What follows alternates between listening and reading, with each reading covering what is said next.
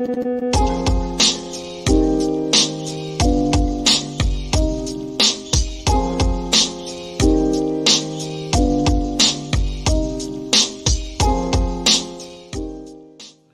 right, we are live. We made it. And the news has not stopped this week. It is insane, ongoing, constant. I don't know if we're going to have enough time to ever even feel like we're getting caught up.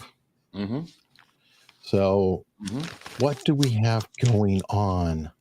Dude, I get the paper, and then I open the paper, and there's news. Like this guy, I don't know if you know this guy, the judge, Reggie Walton, who's out of the District of Columbia, U.S. District Judge Reggie Walton ordered Mr. Goodwin to show cause for why the computer monitoring provision should not be reimposed. This is despite being slapped down by the U.S. Court of Appeals by ordering a January 6th probationer's computer use to be monitored. And this guy's on probation for so-called disinformation. This is Reggie Walton wants their computers at home. This is on probation, monitored for disinformation. It was slapped down by the Court of Appeals. A senior federal judge in Washington appears ready to reimpose the restriction on Daniel Goodwin of Corinth, Texas. U.S. District Judge Reggie Walton ordered Mr. Goodwin to show cause for why the computer monitoring provision should not be reimposed and set a June 4th hearing date. So we'll keep track of that story. They're not buckling because of the election. They want more of these computers shut down and monitored. And this guy's ordering it despite the court saying this is illegal. In other words, nothing will stop them, even the higher court. You know, and I said this in the case of Harvey Weinstein when it happened, when they opened the floodgates, allowing every single person, including Annabelle Sciarra, to simply walk in and say he raped me from 25 years ago. The Court of Appeals threw it out. And Harvey Weinstein's case has been overthrown on appeal 4-3. But nevertheless, the Weinstein case has been thrown out the window because it was the craziest Me Too violation of law they'd ever seen. They simply changed the statute of limitations, and then they allowed in anybody with an opinion going back 25 years ago. The same thing happened with Alex Jones. The same thing is now being ordered for Trump by that judge, saying every single civil case regarding Trump shall be allowed in. This is what they did with Weinstein. I know you don't like Weinstein, so you can already stuff it because that's not the point. The point is they violated his civil rights. His life is essentially over. He's never going to survive prison. No, he's not getting out. Even with that appeal, he's not getting out. Well, it's not a question of appeal. He has to have a brand new, complete trial. Again, even if that never happens, he's not getting out. Most likely. Again, let me reiterate: years and other charges. The L.A. charges are going to be overthrown on the same grounds. He's incarcerated because of the L.A. charges, Eric. They are going to be overthrown on appeal as well, because of the New York Appeals Court. So that's not true. He's going to have a retrial from scratch in New York. They said they're going to retry him, which is fine. Bring it on with a new jury. That's fair. Whatever happens, happens. And the same thing in Los Angeles. So that may not be true. Okay, well, at this point, because everybody's acting like it's Bill Cosby, and Weinstein's not been released. No, I didn't say it was. I'm saying the case has been thrown out. The conviction has been overturned. I'm not saying he's released from jail. One of them, yes. The main bulk of the case is New York. The LA case piggybacked New York years later, Eric. It was years later, the LA case. And the LA case is even weaker, bro. It may be, but again, he's still in prison. So if he can prevail on everything, sure, but that there's still a long way to go. I'm sure he's sitting in prison. Which is my point, which is my exact point. The man's life, he's going to die in prison because of malfeasance and violation of his own civil rights. That's the point they're going to do to Trump. They're going to say, fuck it, I don't care. He can win on appeal. That's what's happening now. They're being remanded. Just to back up. Traditionally, what's happened is you were allowed to stay out on bail while your appeal was being appealed. That is gone now. That is gone in multiple cases that we've seen across the board with lawfare. that staying out until your appeal has been over does not exist any longer. Mm-hmm. Okay, so you're immediately remanded to custody instead of this is why I keep talking about the Trump case.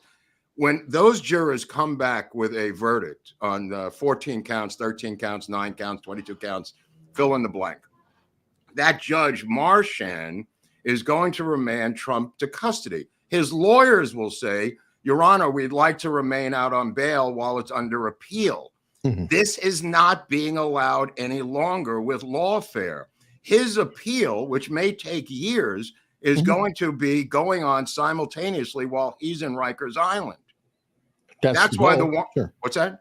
That's the goal. Sure. I mean, we've discussed. Right. No, but I'm saying there's been a step-by-step showing of this. That's why the Weinstein case was so important, because he could not remain out on appeal. He had to go to prison and could not appeal his own case. And now look what's happened. It's been overturned. But he's already been in there for how many years, Eric? Since 2018. Okay. I mean, for a man who's 75 years old, the same thing with Alan Westerbrow, whatever his name is, who's the CEO of the Trump organization. He's in Rikers Island right now, a 77-year-old man.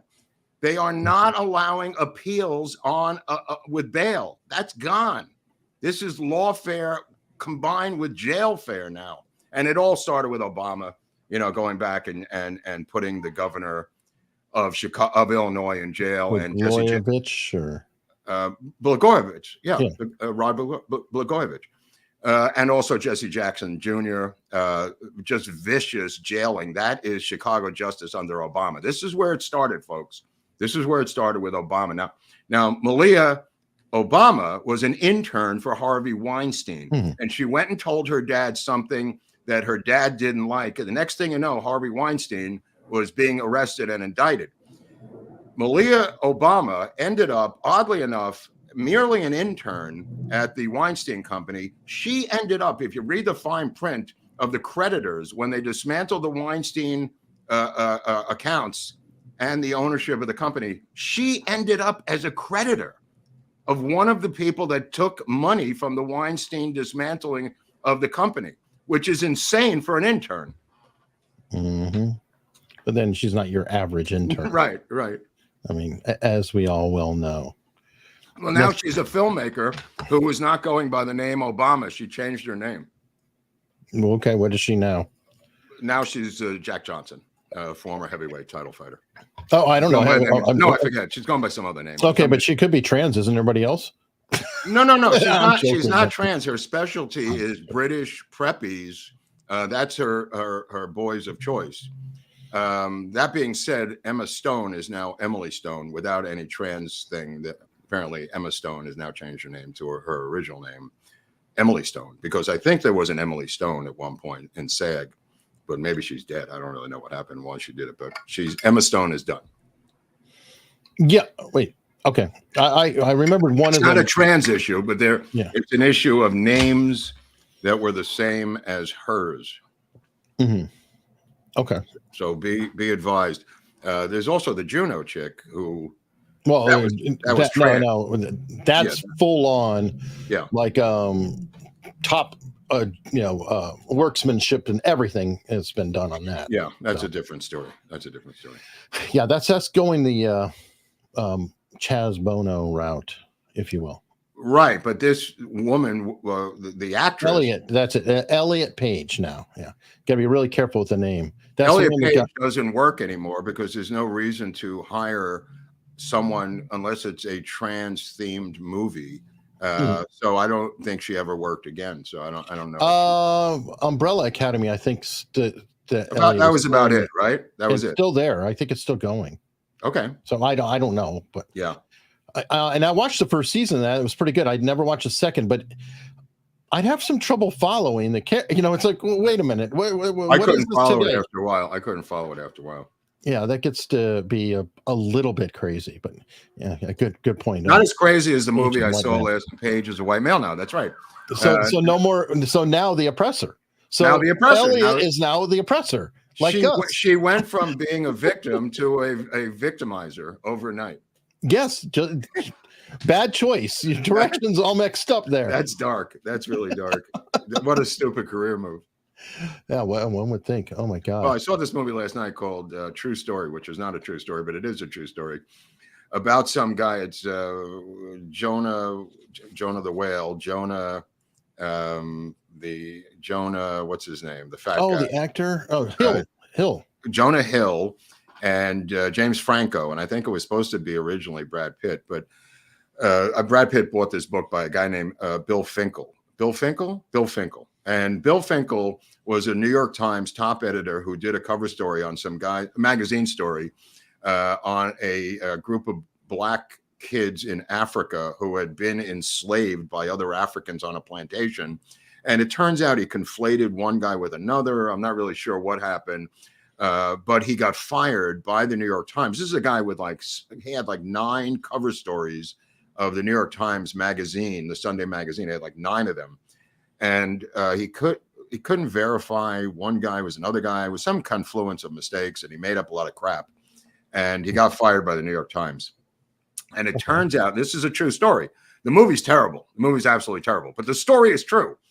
Finkel, I don't even know how to say this. He plays a serial killer, James Franco, who kills his entire family, his wife and 3 kids, kills them. And the kid is put into a suitcase and thrown into the lake and everything in Oregon. And when he's arrested in Mexico on the lam, he claims to be Bill Finkel of the New York Times. Bill Finkel has not worked in years, and he can't get a job anywhere because he's been blacklisted, Eric, by publications. And all of a sudden, somebody calls him up and says, do you have any comment about the story? He goes, what story? He says, the story of the serial killer who claims to be you. And he goes, what?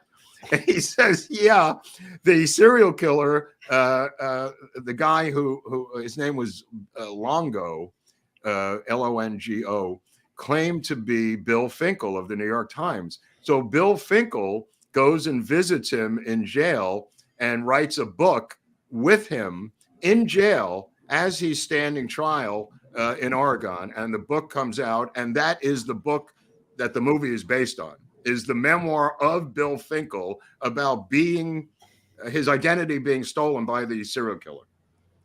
And it's called True Story. Just a crazy Sounds story. convoluted as hell, but it's convoluted, my friend.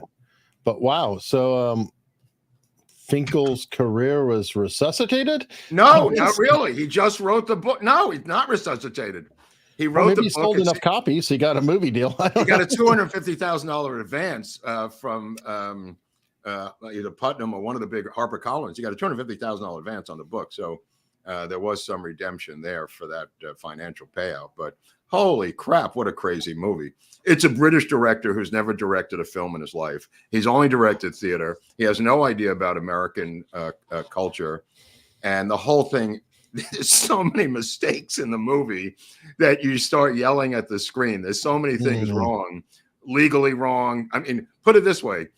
He pleads guilty to 2 of the murders and says, I killed my wife because she killed the other 2 kids. And then I killed the 3rd kid because she was almost dead and I finished her off. Right. Okay. He's on the witness stand being cross-examined by his defense counsel. He's already pled guilty to the murders, and the jury is listening to this, to a guy who pled guilty already. There's so many crazy things in there. I could see why Brad Pitt bailed out and just and Jonah Hill is just terrible. Just a terrible fat actor. Really. Well, he's not fat anymore. I think, but he was then. He was in this. Oh, movie. Okay. This is. I didn't know what part of the spectrum we were on because. Yeah. This is fat Jonah Hill. Okay. His acting hasn't improved. I mean, he's still a terrible actor, but he must have gotten James Franco to come on board for this when Brad Pitt bailed out. But Brad Pitt smartly bailed on this insane script. Just the worst script I've ever heard in my life. Wow. Okay. Well, speaking of actors who, may be looking for more work, but are showing up in social media, our friend Alec Baldwin, of course, back in the news. Boy. This guy cannot avoid the news.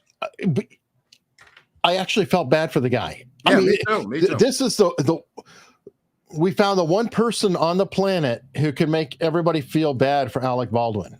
I mean, this crackhead Barney. Barney, you can't go up against crackhead Barney because she's got shit that don't quit.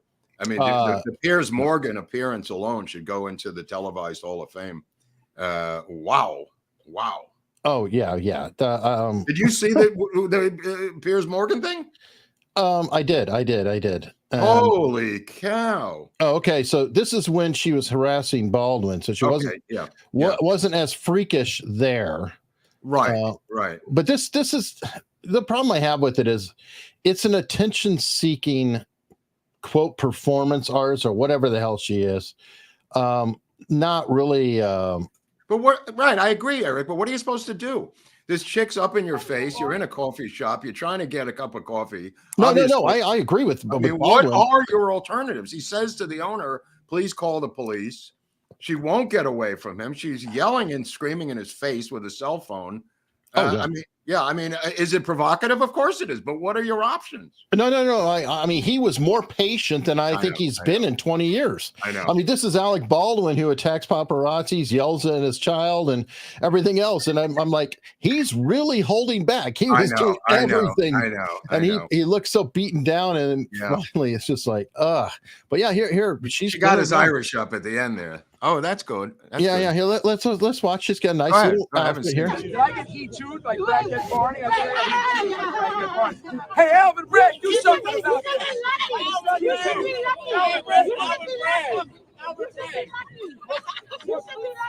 Hey, guys. Yeah, you want that creature rubbing up against you, right? Let me tell you something. It just shows you the descent into madness that has become New York City. Any other rational time in the city, she would have been beaten down into oblivion by a group of people, not just him. Would have been a bunch of young people who saw this and beat the living shit out of her. That's not happening anymore because the guy strangled someone in the subway, and now he's got to stand trial for the crazy person in the subway who died in the chokehold. Nobody, you know what I mean? He's standing trial this month. People don't know what to do. You can't defend yourself. You'll end up being arrested by Alvin Bragg. You'll end up being put on trial, even if it's self-defense. So it's a free feeding frenzy of frenetic insanity because there are no consequences of the insane people doing whatever they want to do. Oh yeah. I mean, and she's obviously one of them. I mean, she's obviously completely unhinged. She was on wearing a diaper. Oh yeah, this is from Piers Morgan. Yeah. Whatever crazy crap was going on, this chick is mentally ill, which doesn't mean you can't have a show. Obviously, there's no mental check to get a YouTube channel. I don't think she has that. I mean, she just unfortunately she's kind of doing the Jose Vega thing only for wackos. For wackos, going around and just getting a lot of attention. I mean, it does make me wonder, what would Andy Kaufman be doing now? I don't know if he would do that. I think he'd probably go in the other direction because this is so prevalently on the nose. It wouldn't be unhip to do this. I think he would go the other way. I mean, because this is so post Andy Kaufman by 25 years, that it's completely unhip. Yeah, totally agree. Well, here's somebody who's reaching out to get into popular culture. I don't know if you saw this. Wow. Okay, well, the New York Times ripped into Biden, which I think is hilarious. It's like, you guys have been carrying his water, so you're mad because he didn't get an interview with you. But they're like, hey, he's avoiding interviews. I'm like, oh, welcome to the 21st century. Yeah, thank you very much. Yeah, we kind of figured that out, dumbasses. But don't worry, Biden decided to go into a proper interview and went on Howard Stern. Oh, yeah. Yeah, it's a good place to go. Man, he's really picking his spots here. Interview a day. Wow. Think about that, though. So it's like he goes on Howard Stern, and how far Howard Stern has fallen. I mean, he's turned into such a woke pile of garbage.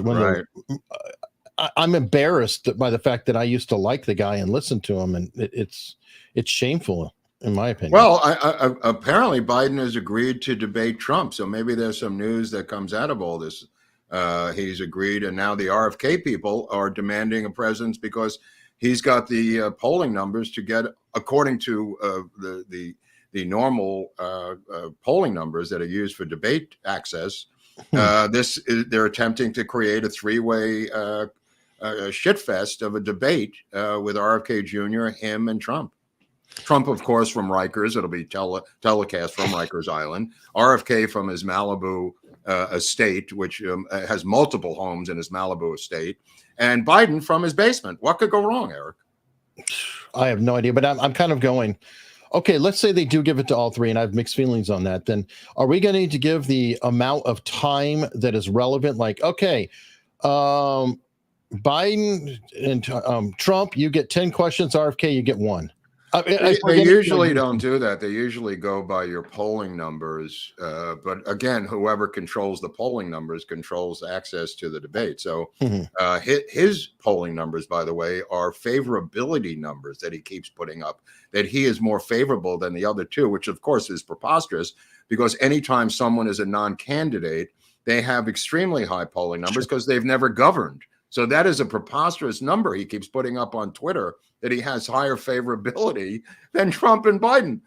He's never made an enemy nor governed. Why would he have bad favorability numbers? Yeah, and I'm sure Bernie's got higher favorability numbers too, and he's not running. So who cares? It's like, I want to know votes. Like, what are there's nowhere for people going to vote? Not. Well, he has no votes. I mean, that's my point. So to me, the favorability number is kind of a joke. Well, no, but I'm saying they are using polling numbers, not favorability. I don't know what the cutoff is, 5%, 8%, 12%, to get into a debate. There's a certain cutoff, Eric, from I forget what it is. No, I know that, but I just find it amusing that his campaign's trying to, bandy about the favorability rate. Okay, whatever. I'll tell you what's amusing is the fact that he has come out to his credit and said that he is a lifelong heroin addict, and his own people do not think that's a smear now. If you point out that he's a heroin addict, they believe that he's cured of heroin addiction when there's no cure for addiction. That would be an incredible perpetual motion machine patent at the U.S. Patent Office, which of course is not allowed any sort of patent for perpetual motion machines. It's the same thing in health, because addiction, like diabetes and like what's that? Like a cancer in a way. Well, no. Like diabetes and like chronic bronchitis. They are chronic lifelong illnesses with no cure, is how NIH and the CDC describes them, that need treatment for life. In other words, they're all lumped together as these chronic ailments that need treatment for life. And that's addiction. He is now claiming that he is a recovered addict, that he's done, that he is now cured of addiction.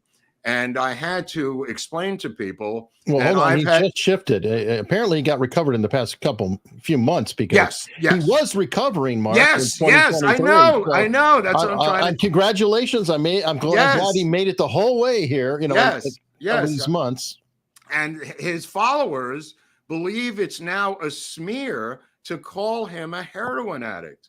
That's incredibly a smear now among his followers. And when I point out that he's a recovering addict, and there's no shame in that, which is, to his credit, has pointed out that he's a recovering heroin addict. I just don't want a recovering, which is what I said on Twitter. I just don't want a recovering addict with access to the nuclear codes. That's just me. You know what I mean? And they said, well, how can you say that? And I said, because they're saying that he's got nearly 4 decades of recovery, which is true. Bravo. I lost a friend last year with 36 years. And that was a school teacher who went out and died from fentanyl within a couple of days. Luckily, he was just a school teacher and not the president of the United States with access to the nuclear codes, if you follow my rationalization. Well, no, I asked you about that a while back, saying I don't think we've ever had a heroin addict or that type. We've had many alcoholics, sure. Yeah. But the amount of stress to be the president of the United States is unimaginable. Yeah. I would probably turn into a heroin addict, and I've never had any. No, I don't know. All I'm saying is their claim of longevity, when it's one day at a time, in recovery, it's just one day at a time. But they're claiming that he's got 35 years, as if that matters. And I point out that I've lost friends with 20 years, 30 years, 40 years. It's meaningless. All you have is today. And none of those people were president of the United States, luckily. They had various jobs. They had X amount of time sober and clean. They went out, they relapsed, and they're dead. They're gone now. So, I mean, this crazy storyline that the RFK followers are now perpetuating, that he's cured of addiction, is totally insane. Is not going to help him as a perceived anti-science, anti-vaxxer, which he's not. But it's going to be used as another smear by people who understand the science of addiction, Eric. Hold on. It is not going to help him. They're in the chat. Here we go. Okay. Mr. Magoo. I'd much rather have an ex-heroin addict than a demented old circus monkey. You missed it when you said ex-heroin addict. He's always a heroin addict. He's always I know it's tough to understand. But when you're an addict and alcoholic in recovery, you're an alcoholic and an addict for the rest of your life. With treatment, you get one day at a time, clean and sober. But it doesn't go away. Like I said, it's like diabetes. You can't have diabetes for 30 years and think you don't have diabetes. Insulin is taken every day. The diabetes and chronic breathing problems of bronchitis, these chronic illnesses are lifelong, as is addiction. I know it's hard to understand. I get it. It's complicated. But that is the fact of addiction. Go ahead. I'm sorry. And Stephen McMahon is agreeing with you. I've been sober for 41 years, and all I'd need is one night of drinking, and I'd be back on Skid Row with everybody. Right. Everybody knows this in recovery. He knows this, RFK Jr. That's why it's so disingenuous, because literally 2 years ago, he was referring himself, rightly so, as a recovering heroin addict, which is fine. This is last September. Okay, this is news to me that this has changed. That's why I wanted to do this story. I mean, because it's crazy. If he's saying that he's cured, man, that's some freaking madness right there. Actually, that's even more concerning, because remember very recently we had Matthew Perry come out. Oh, of course. And remember, writing what I'm saying is, I think you've said multiple times, when people come out and they're saying this, watch out. Watch out. Something's going to happen. Watch out. So it's a very dangerous scenario, or am I misinterpreting? No, it's anecdotal, obviously, but that's usually the case. I've seen it too many times. When they start talking like that, it's a bad sign. They're usually, and I'm not accusing him of doing this. I think what I think happened is, because of the complication and how complicated it is to explain addiction, I think for political purposes, he's simply saying, I'm recovered from heroin addiction. I have 40 years. It's not a problem. Vote for me. But it is a problem. And it doesn't go away. And he could be in recovery and have a nuclear crisis. Where is he going to go to a meeting? There's an NA meeting in his office. I mean, where is a person who is in a Cuban Missile Crisis supposed to get recovery, supposed to get help? I mean, it's a complicated problem. It's a complicated problem, bro. Yeah, and ideally, if he said, yes, I'm a recovering act, blah, blah, blah, blah, but I have these systems in place. Which is what he used to say. That was what he was saying. He was going to meetings last year all around the country. When he was campaigning, he was going to meetings. I don't know if he's going to meetings any longer. I assume he's going, where he lives in Malibu. But it gets very stressful, Eric. Yeah. And I hope not. I mean, I hope. Yeah, no, of course. Yeah, of course. And, one thing good, apparently his campaign was a little short on cash, and he had somebody join the ticket and inject a couple $1 million. I just like that the photo says, because that girl on the left, when he picked her that day, when he picked her to be VP, she gave him a check for $2 million. Now, if that's not pay to play, I don't know what is. She literally paid him $2 million the day he selected her. And I keep asking her on Twitter, she's only got two policies, the border and the environment. That's all she comments on. And I keep asking her, honey, what is your policy on Israel and Gaza? No response, complete crickets. Because I suggest to you, and I talked to Eric before, I believe that there is a wide gap between the two candidates. Wide gap, that she is an anti-Israel, pro-Gaza, pro-Palestinian supporter, and her top of the ticket, RFK, is gladly and rightfully, as all three candidates are, pro-Israel. Yes, I think that's very, very, very likely. I mean, in the debate, if she gets on the stage, she's going to be up there with Kamala Harris and X, whoever Trump picks, Mr. X. That's going to be a fascinating debate, whoever it is, the three of them. Well, I don't. Yeah, I was going to say, what you'll get to watch one cackling. So we already know, Kamala's performance. I don't know what she's going to be like, and then whoever Trump picks will be fascinating. Well, it'll be two Northern California women of color, which will be interesting. Yeah. And this one, obviously, a Chinese communist honeypot. Yeah. Weird, interesting update, though. Her former husband's company CEO just fired 50 people.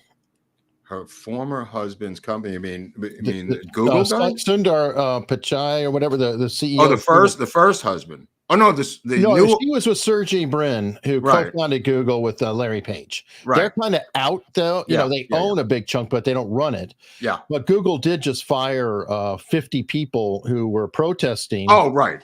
At the headquarters. Well, they fired I guess 50 more. And so wow, look at this. And the CEO released a letter saying that politics are not allowed at the office. Now, it's a change of stance. That's news. I read the newsletter last year. There was plenty of politics. Oh, yeah. I mean, it's like BLM's okay. Yeah, bring on BLM. What the hell, bro? So there's definitely. I guess there's a new sheriff in town. All right. Well, you know what? Let's go to another story that's. I don't know what you think, but somebody is being inducted into the Rock and Roll Hall of Fame. Who's the guy in the middle? That's Dave Matthews? Dave Matthews. Who's the one on the left? I don't know. Who is that? Mary J. Bilge. How is she rock? Wow. It's like, oh, you a popular artist? You can be in the Rock and Roll Hall of Fame. It's a sham. I mean, the whole thing's a sham. Hold on. Share with Ozzy Osbourne. Wow. Wait, he's getting inducted too, Ozzy? It appears. Okay. Cool. Peter Frampton, totally can see that. Yeah. Dave Matthews, I feel like it's too early for him. Yeah, too early. Yeah. But okay. Foreigner, I could see that. Peter Frampton, I already said that. Cool in the Gang. Yeah, I don't feel like they're rock and roll, but Ozzy Osbourne and Tribe Called Quest. Tribe Called Quest too? Yeah. Okay. Wow. What is Cher's biggest rock hit that you know of? Half Breed? No, I don't know. Is it the Pop Hall of Fame? I mean, it says Rock and Roll Hall of Fame. I'm sorry, Blige, not Bilge. I don't know. Mary J. Blige. Yeah, I think she has very long fingernails and smokes. But is she rock? No. It's a rap thing. That's a rap thing. Anyway, I'm super confused by that, but I didn't know if you had any thoughts on. Look, the whole thing is a meaningless, crazy thing. It's a museum, bro. I don't know. It's a museum. It's a museum of natural history. You're asking me. And that's where you put relics? You put relics. You're asking me if they put the Brontosaurus back at the Museum of Natural History in New York. Yeah, bring back the Brontosaurus. I like the Brontosaurus. They've got the Tyrannosaurus Rex at the museum. They took it out for a year or two, the dinosaurs, to reconstruct their bones or something. They had them constructed wrong. You know how they construct these dinosaurs? Yeah. Well, it's an artistic anthropological estimate. You know what I mean? Yeah. They don't have a picture of them. They go, all right, we got these bones, but they don't have all the bones. So apparently, and I could be wrong here. What I remember is they had to remove the dinosaurs to reconstruct the dinosaurs because they got some of them wrong.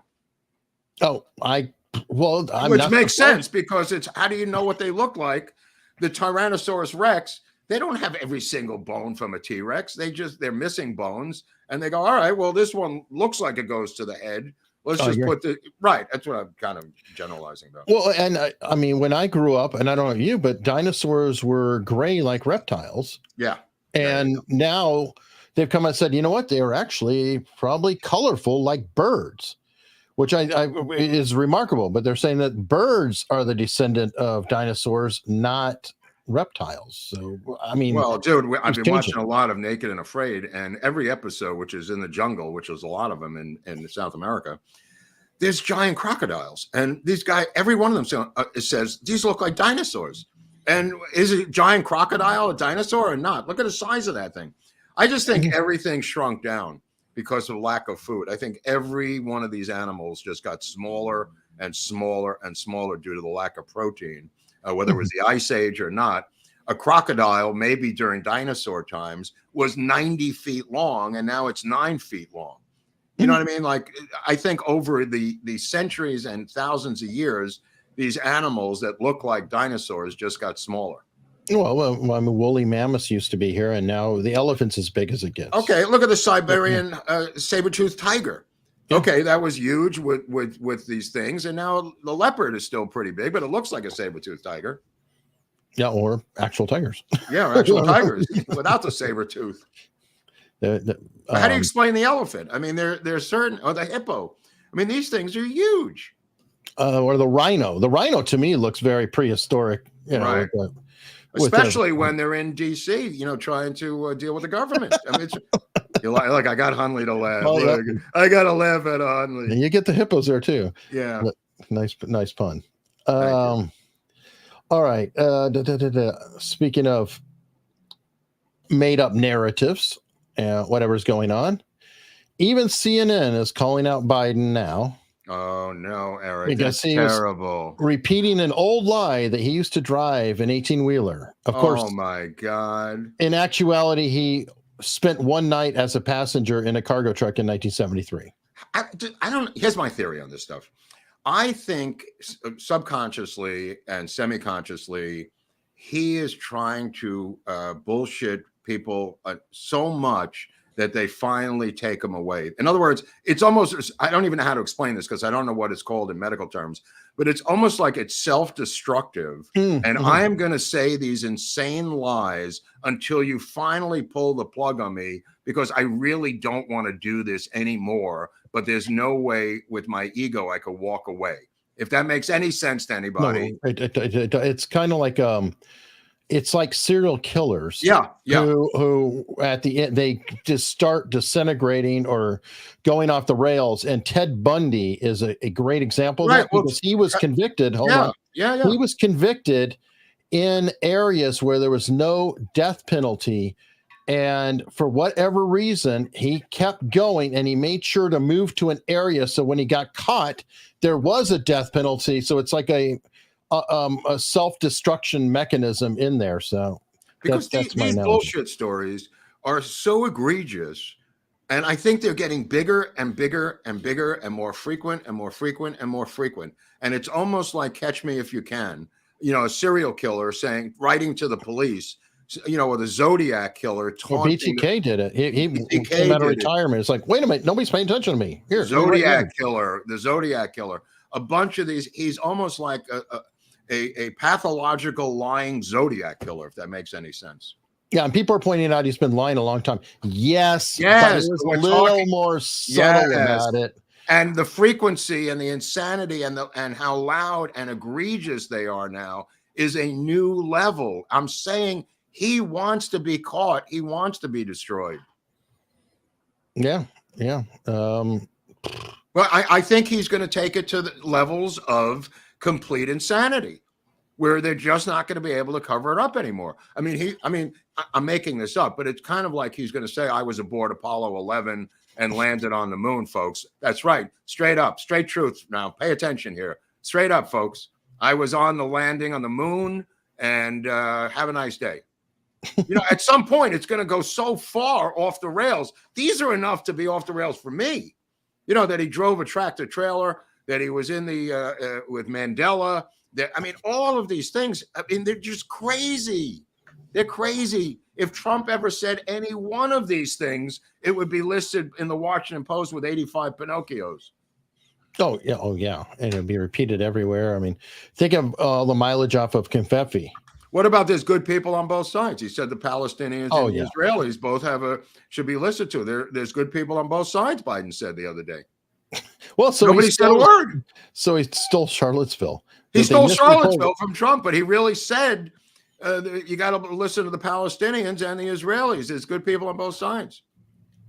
I mean, Hamas, they're good people in Hamas. You can't condemn Hamas. I mean, they're anti-gay. They throw them off the rooftops. They attack people at a festival, kill them, torture them, rape them. But there's good people in there. You can't throw the baby out with the bathwater. You could throw the baby off the roof and kill the baby if it's Jewish. But other than that, I mean, you can't, go after Hamas without going after Israel. Everyone knows that. All right, well, speaking of going after people, we've had a politician. I pulled a sound for Mark because we're having so many fun stories about California that Oh, we yeah. always Woo! Alert, alert, alert. introduce. We have Mark's representative. He is your rep, right? Oh, he is. He definitely is. All right. Well, you should be proud. I But am proud. your rep apparently was robbed in San Francisco and had to attend a campaign dinner with no proper attire. Look Obviously, at him it was a there. tragedy. He's gone full Zelensky at this point. Look at his outfit. This is Yep. how Zelensky raises money. So he got his car That's was effective. robbed. No, I know.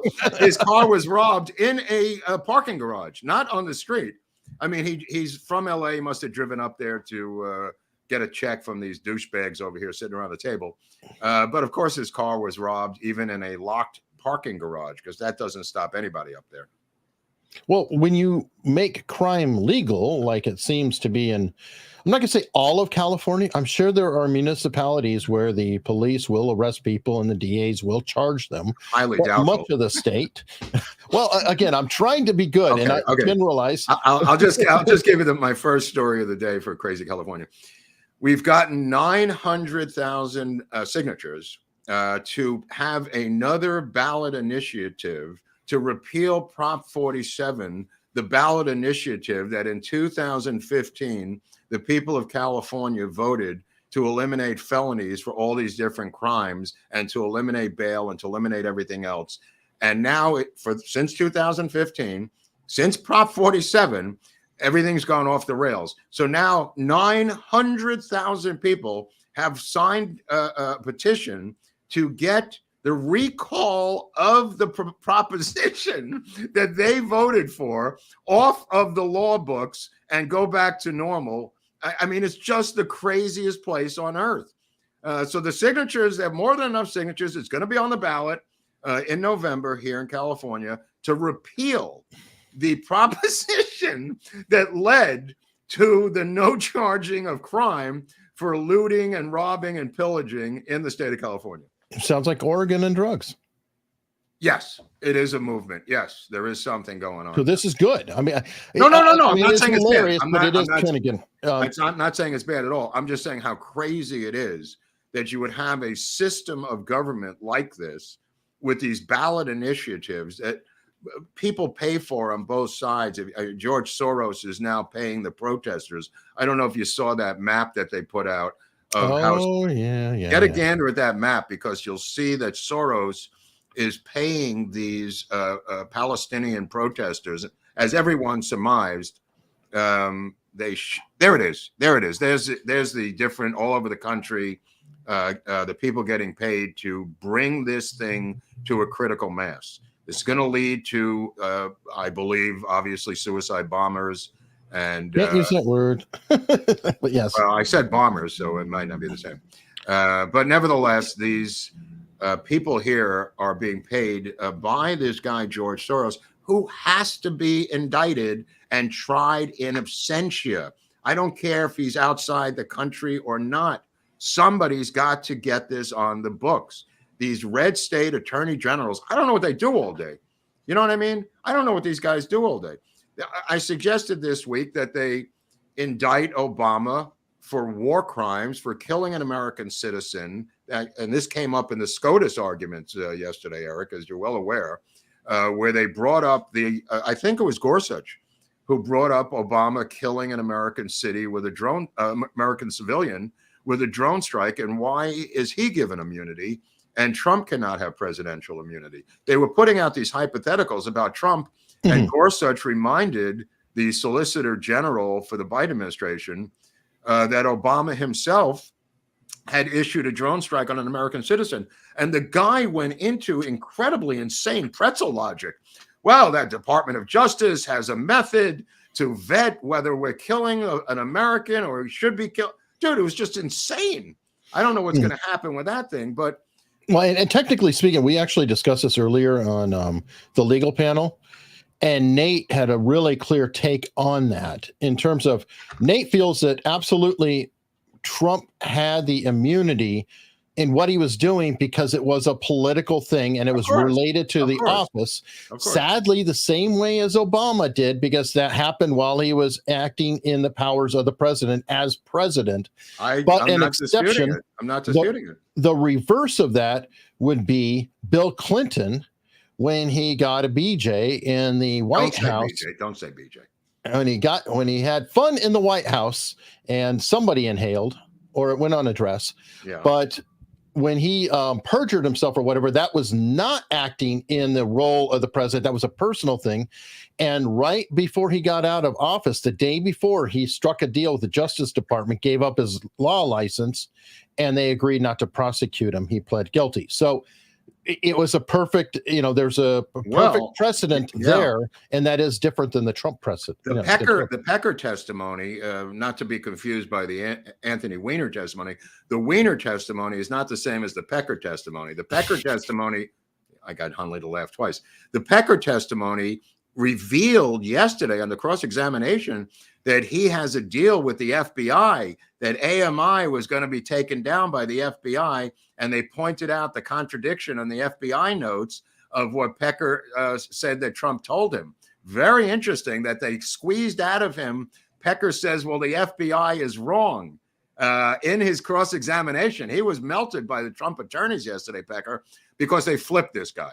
They went after Pecker and they flipped him, and they were going to take his company, and they threatened, and he was cited with one felony, I think, that he pled to for something, and now he is doing the dance for the FBI. But they split him down the middle with his FBI testimony, how it contradicted his own testimony to the FBI, which was very interesting. Okay, well, you wanted to talk about your friend Pecker today, so. Well, I'm talking about Pecker. I mean, Pecker, like I said, I was on with Emerald Wednesday, Emerald TV. It's an interesting thing with Pecker because Pecker he's in a vice. I mean, the FBI has given him a deal. I mean, that's kind of like taking this guy and making him testify against Trump. There's nothing there. There's no there anyway.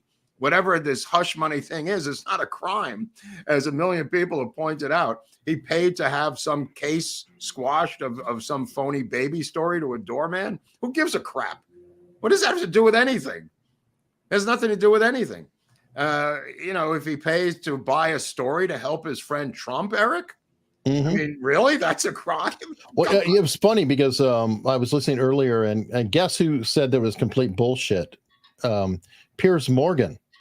And Piers Morgan said, this is done all the time. He said, I ran 4 tabloids at one point or another. Yeah, thank you. And this is normal course of business that, you have some bad things on your record. You're going to do this. You make a rate. I mean, it's like, it's always done. There's nothing to see there. For those of you who don't know, I worked for David Pecker in 2001, right after 9/11. I was hired by Pecker to be the editor of the Weekly World News. It's a sister publication of the National Enquirer. It's all part of AMI down in Delray Beach. The photo editor for the company for AMI had been killed in the anthrax attack. And he had opened up an envelope and the spores came out and killed him instantaneously. That building was sealed with police tape, and Pecker wanted Jeb Bush to bring in a hazmat team to clean it up. And for reasons that I never understood until later, Jeb Bush refused to do that. And then he threatened Pecker to move all of his companies to New York if Jeb Bush did not clean up the anthrax. Jeb Bush did not clean up the anthrax, and Pecker kept his promise and moved his company to New York, AMI, which had a lot of employees, a lot of money, a lot of taxes. And the building was eventually sold to a security firm owned and created for that purpose by Rudy Giuliani. So a little bit of trivia, but when I worked for Pecker, Pecker had a zero tolerance policy for lawsuits. If any article that you created, if that generated a lawsuit, you were fired. And you had to go into this Quonset hut where it was filled, I want to say, with about 40 to 80 lawyers sitting at tables, and you had to present your articles to them, or they already had it and they called you in, and you'd have to explain the article, even if it was a comedy article. I remember getting an article killed by the lawyers at AMI, by David Pecker's attorneys on the grounds there, that it was too close to the truth, even though it was a comedy article. You know, it was a parody. They had a zero policy for lawsuits when I was there. People think that these are willy-nilly articles that the National Enquirer comes up with. They are vetted and vetted and vetted to avoid being sued. And if you're the author of that article and they get sued, you're done. You're done. Well, that's because they were trying. I think he was actually trying to rebuild the reputation. Yeah. Oh, yeah. Of it, because that wasn't the original Inquirer, Inquirer of the 80s into the, some of the 90s, whatever. That's the Inquirer that busted John Edwards. Yeah. Which was a legitimate news break. I mean, they blew that guy apart. There's a lot of them. There's a lot. Now, I wasn't, working for the Inquirer, but it was the same office, the same building. I was doing the Weekly World News. There was a couple other publications there. And, I was doing Bat Boy, which is far more important than John Edwards, as far as I'm concerned. Bat Boy was obviously. Bat Boy at the time I was there was hiding out in Tora Bora, looking for bin Laden. So I was doing important work at the time with Bat Boy for the Weekly World News. And for those who are curious, there's a whole episode on it. Is there? Channel. Yes. Oh, weird. Okay. That's weird. I mean, I think it's called the Weekly World News, but there's a playlist. So if you want to know about Mark's crazy ass life, there's a playlist, and I think I might call it Mark's Memories, but it should be called Mark's Crazy Ass Life. Yeah, it was a good job. I mean, the pay was enormous. Let me tell you something. I could have, if it wasn't, the fact it was Delray Beach and whatever, blah, blah, blah. I mean, they gave me a condo. They gave me a car with a driver. I was the editor. I mean, it was a good gig working for the Weekly World News. And as I said, I picked up the phone one day and it was a woman on the phone. Everybody had gone to lunch. And she said, I have a photo of Jesus in the clouds. And I said, lady, they have a ton of those here, And she says, no, you don't understand. This is different. And I go, look, lady, there's a whole photo thing. And a lot of the photos had been destroyed because they were covered with anthrax. So they were that's why I was talking to her, because they were trying to rebuild a photo library. So she called up and they would pay for these photos, So she said, there's Jesus in the clouds, and they have a series of photos with clouds that look like stuff, you know what I mean? Mm-hmm. So Jesus in the clouds was very common. And she just kept saying over and over again, no, you don't understand. It's not just Jesus in the clouds. And finally I said, all right, what is it, lady? It's Jesus and Karl Marx in the clouds. And I went, okay, check's in the mail, send it over. Bring it in. Bring it on in, lady. And indeed, it was Jesus and looked exactly like Jesus and Karl Marx in the clouds. Wow. Nowadays with AI, that's going to really screw things up for the picture market. Mm-hmm. Mm-hmm. All right. So here's a crazy story. I don't know if you've read much about it, but a Secret Service incident with an agent. Yeah, what's the deal with this? This officer, Kamala Harris's detail, I guess, got into some sort of a brawl with her colleagues earlier this week. And I guess that previously she filed a $1 million gender discrimination lawsuit against the city of Dallas. So is this a case of failing upwards? Wait, the Secret Service agent's a woman, right? So it's a she. So she filed in a previous case about something with gender discrimination? Yes. She as a cop or a Secret Service agent? As a cop. Okay, she was a senior corporal with Dallas Police Department. Okay, all right. She claimed that she was targeted for being a female officer and treated less favorably. Possible. Anything's possible, sure. Yeah. Apparently, she arrived at a joint base at Andrews on Monday and began deleting apps from a male agent's personal cell phone. Anyway, I don't know what the hell's going on. But it's crazy when the people protecting the freaking president and vice president are fighting each other. Well, that is kind of weird, but not as weird as the crazy California Dodger Elaine Boozler story, California Crazy, which I sent to you earlier this week about the famous first lady of comedy, who is now, I think, 71 or 72 years old, the stand-up comic Elaine Boozler. I wasn't never a really big fan of Elaine Boozler, but she is a legend of American stand-up, a woman's comedy to be sure, and regular comedy. I mean, dozens and dozens of specials and HBO specials, and apparently a big baseball fan, apparently a big Dodger fan. She has sung the national anthem, according to her, at Dodger Stadium about 10 times. I don't even know if she was a singer. She's done all kinds of things where she's played celebrities. Can't be better than Roseanne. It's got to be better. Yeah. She's played in the celebrity softball game there like a dozen times. She's raised money for Dodger charities, and apparently not treated so well by the incredibly fascist Dodger security force. She had a bag that she brought with her that was the shape of a baseball. It was like a baseball head pocketbook or bag that looked like a baseball, and she's going to see the Mets, and must have paid like $300 for the tickets, according to Elaine Boozler. And they told her that bag was not allowed. There it is. It's a baseball handbag that she bought specifically for the game. And they told her that was not allowed technically to be brought into the stadium. And she made some jokes. And I said, she said, I paid $300 for these tickets. My car is 72 miles away. I had to pay $50 to park. I can't make it back. It's 89 degrees outside. And she said, arrest me. And they said, okay. So they handcuffed her and dragged her into a squad car and took her away. And as they were counting out the money in her handbag, so it wouldn't be stolen, they counted out the money as she was in handcuffs. This is Elaine Boozler, by the way, one of the most famous comics in America.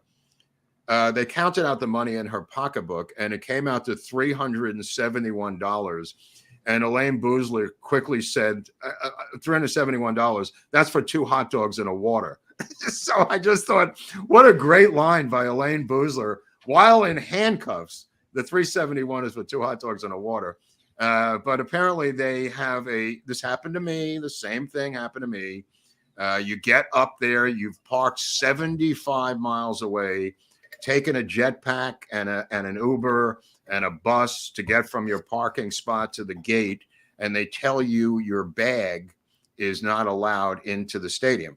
Now, they have had sizes of bag restrictions for decades, and I've used the same bag repeatedly for 20 years, same size. So it's not about the size of the bag anymore. I have a small bag, has my glove in it, and a Dodger diary, some baseball cards, just some crap that I bring to the game, binoculars.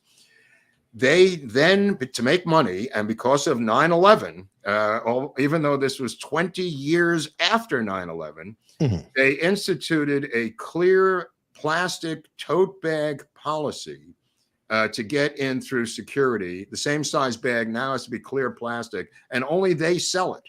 So it's a yeah. So where you get it, dig the complication of this. You have to buy it in the stadium, but you can't get in. So, or you could buy it online and bring it, and it's $25, $35, $40 for the bag. Like you would know this. And now people get up to the gate, and this happens every single game. They get up to the gate, and they're told their bag is not allowed in the stadium. They get into an argument, and they are arrested. This is a way to start the game. This is your tradition now at Dodger Stadium. It's been going on for like 3 or 4 years. She probably has not been to a game in 3 or 4 years, or she would have been hip to this because it's been a while. So, I'm sorry, go ahead. I was going to say, so you're saying that their security is trained by the TSA? Absolutely trained by the TSA.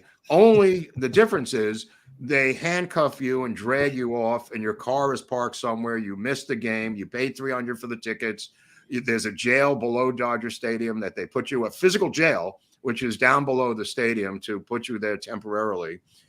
And the situation is all because you brought the wrong bag and a small backpack, a tiny little bag, and people just chuck their stuff into the bushes.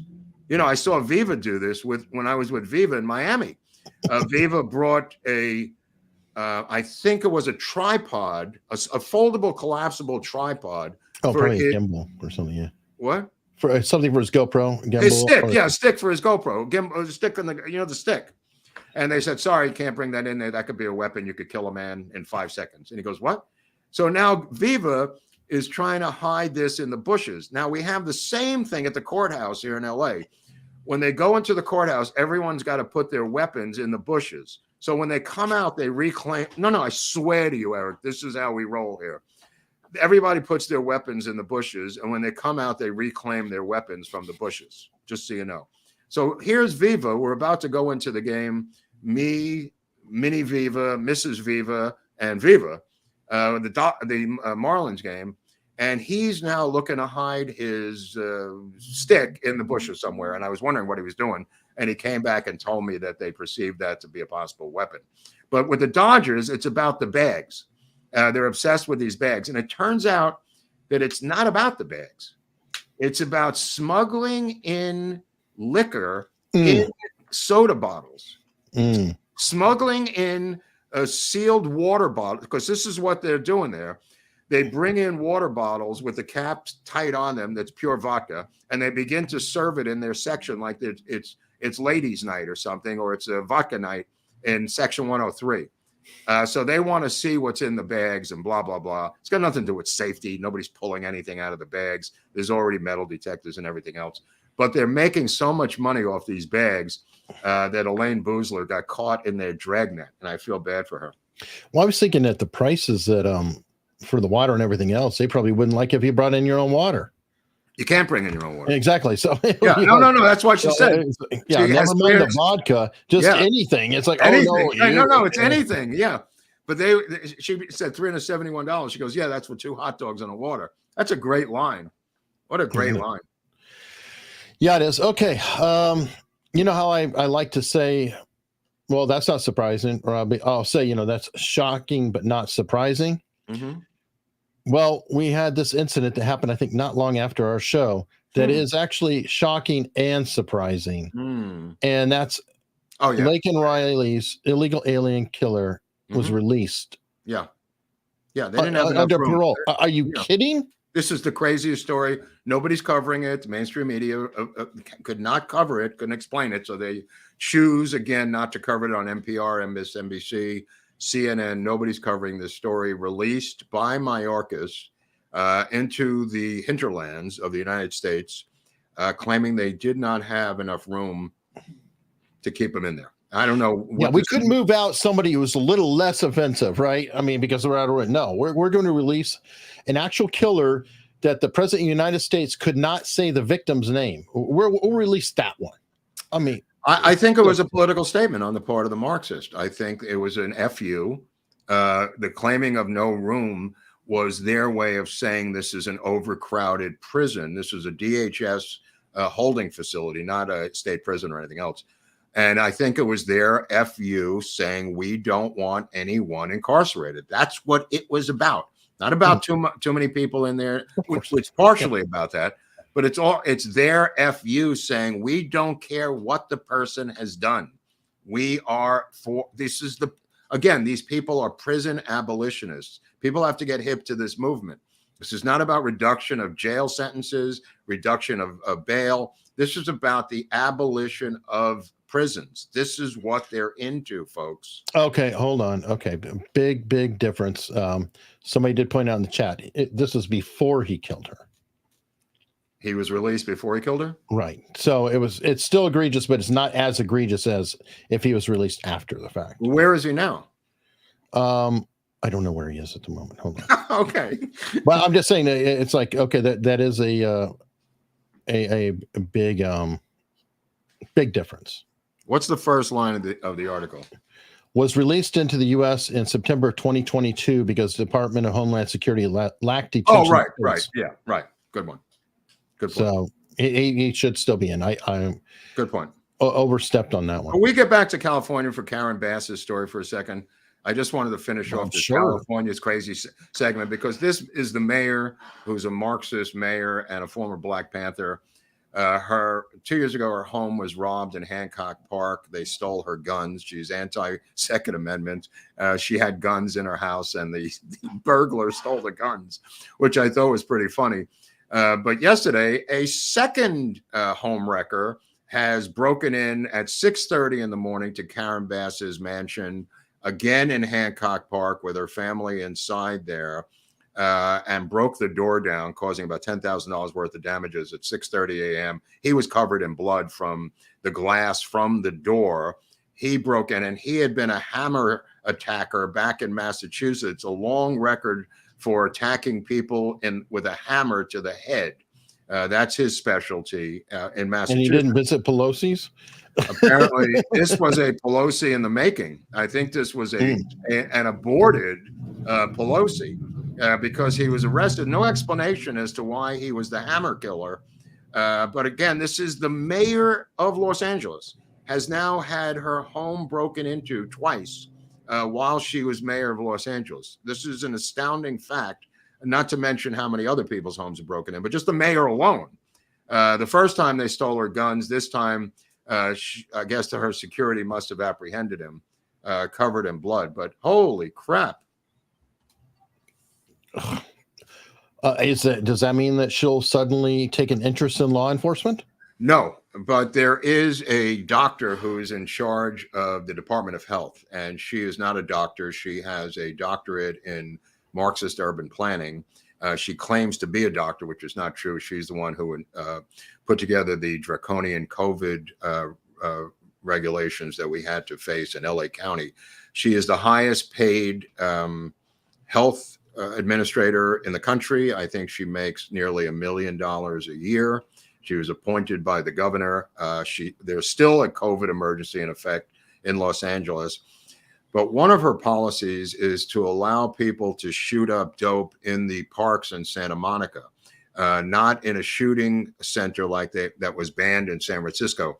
Her policy is now to provide free needles and everything that goes with it to people in the parks of Santa Monica. So they had a hearing the other day where the mayor of Santa Monica, the parks officials in Santa Monica, the politicians in Santa Monica, the city councilman from Santa Monica, all begged her to repeal this policy to allow it's not allowing, it's abetting and assisting as a shooting gallery, because she says they need a safe space to shoot fentanyl. This is what she claimed in the hearing. Okay, one thing, and you study and probably deal more with drug laws than I ever would. Wouldn't there be some kind of liability? Like if I go to your house and you say, "Hey, Eric, I want to shoot up," and I go, "Here, have a needle." That has happened, I have a liability for helping you, and let's say you OD and you pass away. I would think so. I would think so. I'm not a lawyer, but I would think so, because this policy has led to these overdose deaths of people in the park that are aided and abetted by the county of Los Angeles to shoot dope in that park. Now, the dope turns out to be fentanyl. They overdose and they die. There's families in there that are looking at dead bodies. I'm not making this up. This is the policy of the county itself. It's her policy.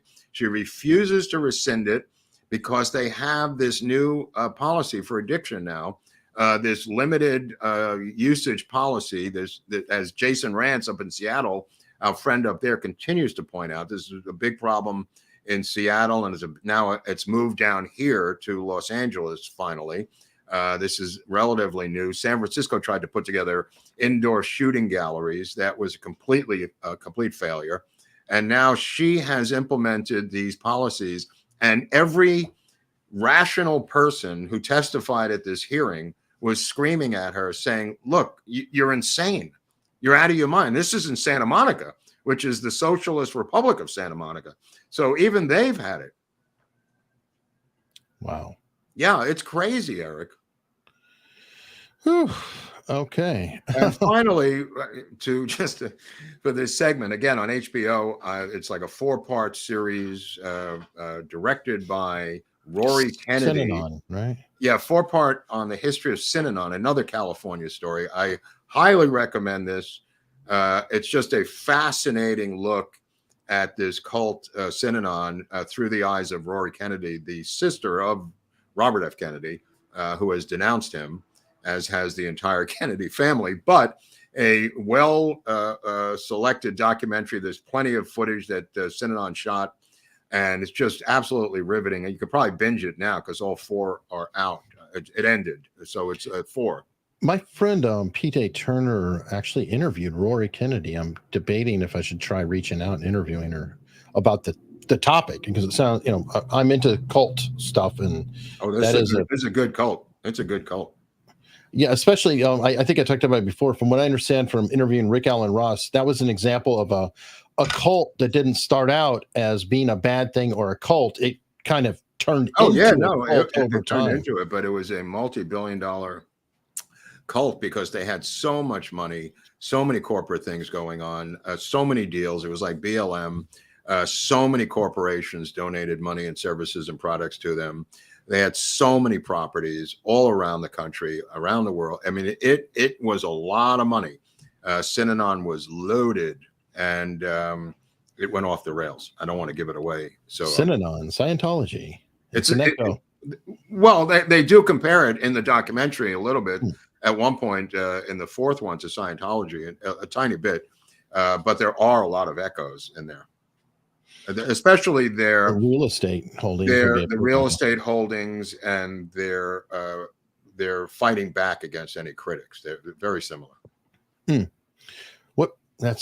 think that's a cult playbook, like what seems to be the Democratic Party sometimes. That's right. That's right. Or at least it's like you step off the reservation, we come at you hard and harder than you can ever imagine. Well, these guys bought a lot of weapons, so you'll see what happens with the weapons that they purchased. All right, Scientology hasn't gone to weaponry, as far as I know, but Synanon did. You sent me this one. I didn't get a chance to read through it, but we're weighing a border toll for visitors. Yeah, I think this is up in Massachusetts, a Marxist city department. Yep, Sununu, your buddy. Was it Massachusetts or is it New Hampshire? Your buddy, Chris Sununu. Chris Sununu, who once rented my apartment in New York and knocked holes in the walls, had to keep his security deposit. It was a complete drunken, debauched guy. But they're thinking of charging people. They're looking for any way to raise revenue at this point. So they're coming up with things like this, charging people to cross the border into New Hampshire. I don't know if it's constitutional. You have to. I don't think it is. I mean, the free flow of traffic. I mean, that I think is literally interstate commerce. I think it's a problem on that. Now, if there was a toll, I know it's a hard one because they do have tolls in certain roads. So you can say, well, if you want to use this road, it's a toll. So to get in here, you got to do that, or you go around the other road. Well, I think they've been dealing with Pete Buttigieg trying to get around this. So this is not a harebrained scheme. It might be some way to raise even more money. It could be. I mean, if they have the road, I guess they could put toll on it. That's all I can think of. And, or a bridge toll or a tunnel toll. But the idea of saying to leave or to go out, I don't know if they could do that, but they could probably use tolls to effectively do it without actually being so universal or so broad. In New York, you have to pay coming in. I think you can escape for free. Okay. Oh, I got them to laugh again. Look, I'm on a roll here today. Whoa. Yeah, there you go. 3 times. It's a charm. Okay. Show over. Goodbye. You also sent me this about handwriting. Oh, yeah. This is a weird story. People don't know how to write even a note in pen anymore. With writing a singly, just like, Mom, I'm going to the store. I'll be back at 5 o'clock. They apparently can't do this. They can't write a note. Please send for help. They can't write a note with a list of things to buy. They have no handwriting skills. They gave up teaching this. I didn't know this, apparently 5 or 6 years ago. And now the chickens are coming home to roost where nobody could write a letter, let alone a note, physically. They can't spell. They don't know how to do it. They've been using keyboards or tablets. I don't know what the excuse is, but they physically can't by hand write a letter or a note. And the IQs are dropping accordingly. So it's a double-edged sword. Yeah, there's a lot of studies about that. I know where really where they've shown that when people write notes, that it actually does engage the brain in a certain way. So if they're seeing a lesson and they're hearing the lesson, by writing it, they're actually getting reinforcement on the material just by writing, and so that can cause. Well, it could be true with crossword puzzles too, right? I'm sorry? It could be true with crossword puzzles with people who write and do crossword puzzles, stimulates the mind, right? Sure. Any writing. I'm just saying, taking notes, whatever it is, that the act itself has different grooves in the brain or whatever it is. Well, let me put this groove into your brain, because there's a new bill out of Sacramento called SB 1403. And SB 1403 will create California's first genealogy office to determine your genetics out of California and Sacramento. The bill would set up a genealogy office to determine reparations eligibility, which is clear. Oh, no, he's going to sign this. This has cleared the Senate, and this is going to go to Newsom's desk to create this Third Reichian genealogy office where you will go in to find your genetic link to get your reparations. The agency, or you could be like Sonny, was it Sonny Hostin, and discover that your relatives, in fact, were the slaveholders. Sad.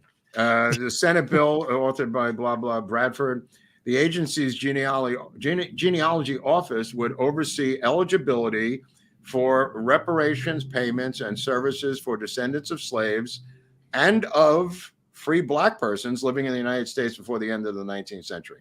This is where we are, people. This is what's going down. This is a model of disaster that's going to occur, maybe in your neighborhood too. Oh, here it is. This is what I was telling you about. No more needles in our parks. There's a picture of a guy shooting up with a mother and kid in a Santa Monica park. That's sweet. You know, it's good that they can put, you know, fathers and children, they can do activities together now, it appears. It is so crazy. Wow. Nearly 72% live in apartments in Santa Monica. Locals say they're concerned that passing out the clean syringes attracts drug users to the parks and has made them unsafe for local residents and children and senior citizens. Well, absolutely true. Clean needle syringe and exchange project law goes back a number of years. Started out because of HIV, Eric. Now it's more. And I get it on that to a point. I mean, that was then, but I don't know.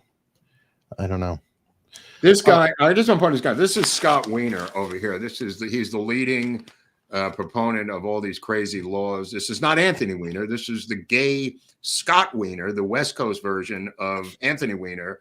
He's a senator, state senator. He's from San Francisco.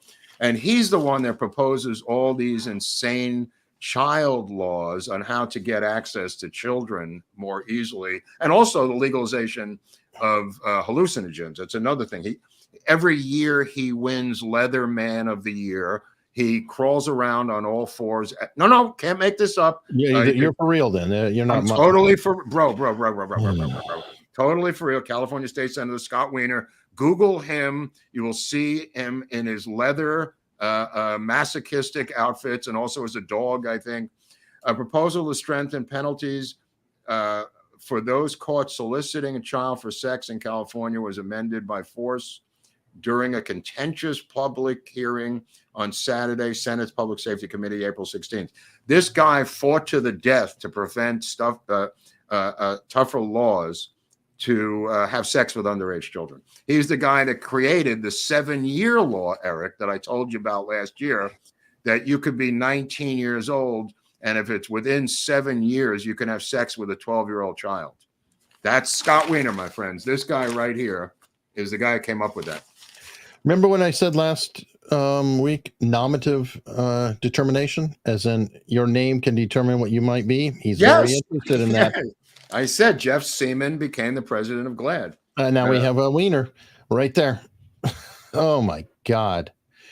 Okay, so I want to move away from the human race for a minute because that's disturbing. So I'll go and be disturbed here. This I saw earlier is fascinating. Excessive words like commendable and meticulous suggest that ChatGPT has been used in thousands of scientific studies. Oh my God. And terrible. There's no surprise here. A London librarian has analyzed millions of articles in search of uncommon terms abused by AI programs. What? And it's true. If you do a lot of reading on social media, etc., you will notice that there's certain turns of phrases and things like that that are odd.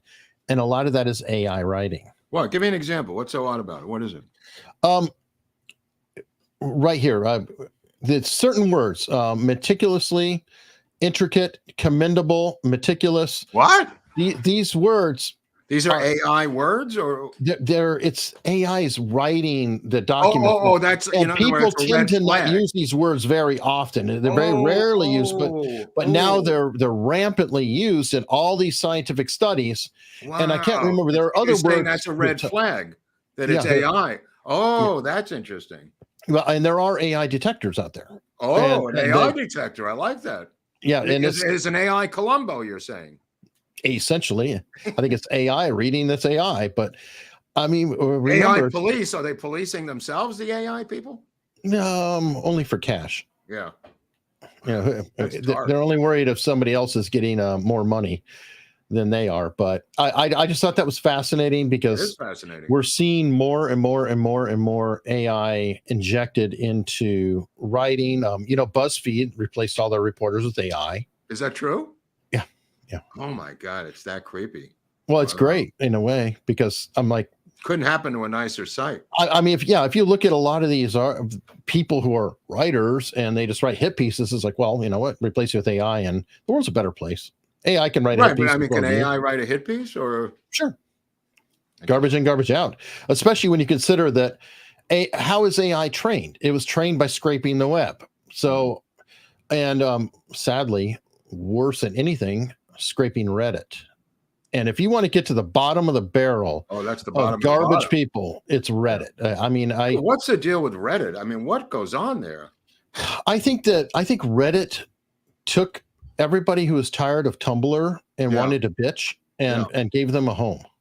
It feels that way. There's great premises with Reddit. I mean, Reddit sort of took over for Dig, which was an interesting concept, but it's terrible. Another place, if you want to see a ton of AI, Kora.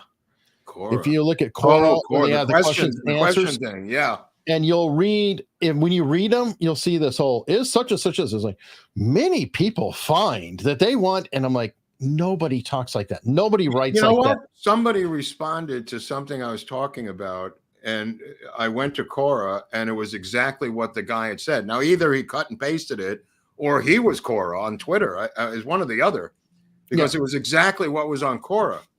Yeah, well, and Quora has been they've opened up and said, yeah, we are allowing AI. So, that's it. I mean, it's like, okay, whatever. You just type in whatever question and then answer. It's, I don't know. It's pretty bad. Wow, it is pretty bad. Now, did I send you a thing about the beautiful Carmen Andrade? She's the hotter of the two sisters.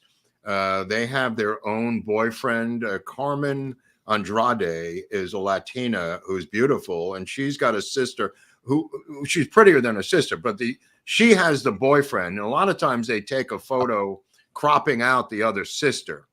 I don't know if the audience has seen this yet. Oh, so it's like, are you talking about Mean Girls conjoined twins here? Yes. Now the sister on the right constantly on the extreme right constantly gets cut out by the couple in the middle. Which I find to be mean and kind of nasty. And if you scroll down a little bit, you'll see what they're like separately, which I'd like the audience to see. Because here they are with their American Apparel ad that they did here. Oh my God. The two of them in a mini skirt. Thank you for coming by, Eric. This is the one on the left is considered to be the hot one, and the one on the right not so hot, according to the people who follow this. I don't know. If you scroll down a little bit more, you may see something that you cannot unsee. That's the guy who's in love with that one. So that's his girlfriend. Okay, they look like a normal couple there. That looks like this guy and her. Okay, but keep going. Let's see where this goes down below. There he is with her. Yeah, they keep cropping out the sister. Wait a minute, he's on the other side now. Yeah, that's not so easy. Wait, is the sister shoved behind him? Because how did they get that picture? I'm not sure how they got them. Maybe you understand what I'm saying. No, they could have flipped it. They could have flipped it. I guess they could have flopped it. Okay, keep going. Is there any? I think there was one more shot. Oh, this is my favorite. Yeah, here they are. This is when they go out shopping to go to Bloomingdale's. This is a shot of them on the way to Bloomingdale's to get a new outfit.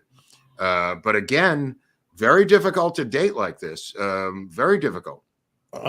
Yeah. I guess he could always switch sides and be with either one. Well, he only likes the one. Carmen is the woman he's in love with, so it doesn't matter what the other one's doing. But I found it fascinating. I'm on a third wheel. Yeah, I found it fascinating that he crops right here. They are right here with what's her name back in the day with Tyra Banks. Oh, so they were cute. They've been on TV for years. These two, very cute in that photo. And then there's this when they were both wrestling each other, professional wrestlers. Getting her in a headlock there. Wow. Okay. Anyway, I just thought that would be of interest. Twins of the week. Conjoined twins of the week, another feature that you'll only see here at America's Untold Stories Freeform Friday edition of Conjoined Twins of the Week. There will be new twins every week. If they're out there, who knows how many of these twins are out there? But I just love that series of photos. Well, you know what? I want to go through some super chats because we have a bunch that have come in, and I appreciate it. Uncovered 80s Vault. Eric, I was delayed on the other show. You mentioned AI has gone way farther than first imagined. My channel is completely AI created music. All lyrics are written by me with AI assist. AI sings it. Wow. Yes, I know somebody else who does that, and they generate AI music. I mean, songs, whatever. And you could say, give me a punk style song and blah, blah, blah, blah, blah. And it can be fun and whimsical, but it's sort of creepy too, depending. Mm-hmm. Interesting. Mary gifted a US membership. Thank you. Isle of Boston. When a man divorces, remarries, and has relations with his new wife, it's not adultery. People saying RFK Jr. was an adulterer. Oh, I'm apologizing. Okay, I mean, again, by his own admission, he was doing it while with her. By his own admission, he kept a sex diary where he had sex with hundreds of women while married and rated them on a scale of 1 to 10. These are things that he has admitted proudly, not proudly, but to eliminate shame, he has come clean about his past. They keep defending him on things that he's already admitted. This is crazy. This is absolutely crazy. Yeah, you're so wrong on that. Wow. I appreciate the super chat, but no. Thank you for the super chat. He wrote. He wrote that. It's beyond adultery. It's anyway. Wow. Anyway, yeah, Helena Olejnik. I can't say her name right, but you just did it. $20 from Canada. Thank you, Helena. And James Salzman is a new member. Thank you. And Dick Dickerson's back giving away memberships again. Giving away Dickerson. Thank you so much. Back on the big board. Look at Dickerson holding his own against all sorts of opposition. Yeah, Dickerson rocks. Entry required. Eric, Mark, love laid-back law, fed up with the news in the U.S. and EU, request Freaky Fridays. The insanity must be ridiculed. Levity at the end of the week, please. Mr. Entry required. And I've told you about the entry required couple, right? What's SEC? SEK? Swedish kroner. Oh, Swedish kroner. Whoa. Entry required is a New Yorker who moved to Sweden. And I believe his wife is Swedish. I'm not sure, but I like that. They always sign who actually said it. So that way they don't take blame or responsibility for the other person. I could live in Copenhagen. I don't know about Sweden, but if I could live in Copenhagen, I could live in Sweden. Probably. Pamela Clifton with $1. Thank you very much. Daniel Wynn. How does this work with anonymity at the level? It doesn't. Right. Thank you, Daniel. Daniel's very hip to that. Thank you. The 12th tradition of these 12-step programs is anonymity at the level of press, radio, and film. It does not work. And he's pointed out one of the flaws in this argument of going public with your addiction. And to explain it to people at home as simply as possible. And this happens a lot in the celebrity community where they publicly go out, and with Matthew Perry and a lot of others. When and if they relapse, the person who is the fan of that person then believes that the program itself does not work, who may need the help of that program. And they saw this in 1935 when they created the program, that there was, it's supposed to be, not promotion. It's supposed to be personal. And when a person uses radio, press, and film to promote their recovery, when and if they relapse, the program suffers because the person is the fan of that guy, and they're not going to criticize the guy that they're the fan of, but they're going to criticize the program. So they came up with an anonymity, which is why it's anonymous, to make a long story short. Okay. Now, entry requires this one. Entry required. I'm off insulin several months and below 300 pounds, first time in years. I'm a tall, large man. Diabetes can be overcome. That's type 2 diabetes. Yeah, I'm not talking about type 2. Yeah, we're talking type about 1 is the one that people are born with, and I believe they have to have insulin for life. Yeah, that's what I'm talking about. The I'm not insulin for pretend life to be a people. doctor. Yeah, but we're not making medical advice here. So no, but I do believe you're talking about type 1. Mhm. Uncover Vault sent the same message. Thank you very much. About is this the same guy, or is this the AI version of him? I don't know, but it's not even him. This could I be accept $10 from AI or people. But this could be an AI $10. I don't even know if it's worth the same amount of money. The AI $10. Well, it's going through YouTube, so it's worth at most $7. But anyway, entry required. No. Lack of CO2 in the atmosphere caused all this. Caused I don't know the context on that. So. Yeah, I don't know. Is that from Sweden again? Yeah. Entry required. Okay. BTK. Oh, here he is. What sure. did you say about serial killers? Sure. All of a sudden, Dennis, you're writing to Dennis Rader is a fan of the show. Big fan of the show. Never misses it from Cell Block 11. One of the great fans of the show. Good to see you back on board. I hope that kosher meal plan worked out there. Agree. Pasha said, "What do you mean Joe is like a serial killer?" He's a serial killer. Okay, I'll stick with mine. That entry required.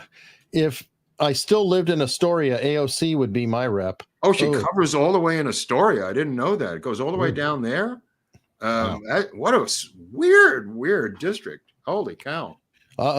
Dustin's upset. Normally Dustin has something funny to say coming in, but he's offended here. The Rock Hall embarrassed itself this year by selecting Dave Matthews Band, who sang about satellite castles and marching ants over the largest global act since 90s in Oasis. Wow. Dave Matthews is the American Oasis. Apparently. Wow. I'm sorry, Dustin. I'm sorry, but there are fraternities all over the country that will disagree with you. Oh, really? I mean, what is Dave Matthews? He's a singer with a band, or... he's actually a South African out of Charlottesville. Oh, he's South African. Oh, I forgot. That's right. But he's out of Charlottesville, down the road here. But he's mostly known as a college radio guy. And, I mean, huge on that. Well, that, and he also has an RV where they like to dump their sewage out off the bridge. Usually the inductees are someone that's still alive who can generate some money for... and this is true with the Grammy Foundation, too. It's usually someone who's got an album coming out. Who has a long career that they're trying to give a send off to the last product. So maybe Cher's got an album coming out. I don't know. Could be. Let me see. Brian D. It wouldn't surprise me to have an alphabet agency patsy attack one of these protest tent cities with planted stuff by Ruth Payne's understudy showing he's pro-Trump. Thank you for entertaining and informative AUS streams. Brian, I never thought about that, but I wouldn't put it past them at all. Like a false flag is what you're saying. You know, I wouldn't do it myself, Eric, because I'm in retirement, but I do have others who work with me, as Mark and some of his friends know. Many others. Michael Hebner with a $9.99 super sticker. Thank you, Hebner, Michael. back on the big board. Haven't seen you in a while, Mike. Welcome back. Thank you. The old gravedigger's son. Todd Gavin wants to shout. Eric, thank you for the hard work, production-wise and all. Mark, last week's show about H2Gate and Watergate and Woodward being on was chilling. Are you planning follow-up show? Can't wait to go to one of your meets in Dallas. Yeah, we'll be doing multiple things on Watergate. It's our next big series. And by the way, some people asked, does that mean we're done doing Kennedy? No. There are still Kennedy figures and more over time. It's just we're kind of doing both. Right? Yeah, we'll do both. I mean, I think we got Robert Groden next week, so Yeah, See what happens. I mean, people panic. They go. One guy said, "Why don't you just rename your channel and Kennedy Assassination Channel?" I said, well, "Probably because we have channel. 400 other videos that have nothing to do with it. Other than that, it makes perfect sense. The idea, Well, other right, than the and 400 also, other videos."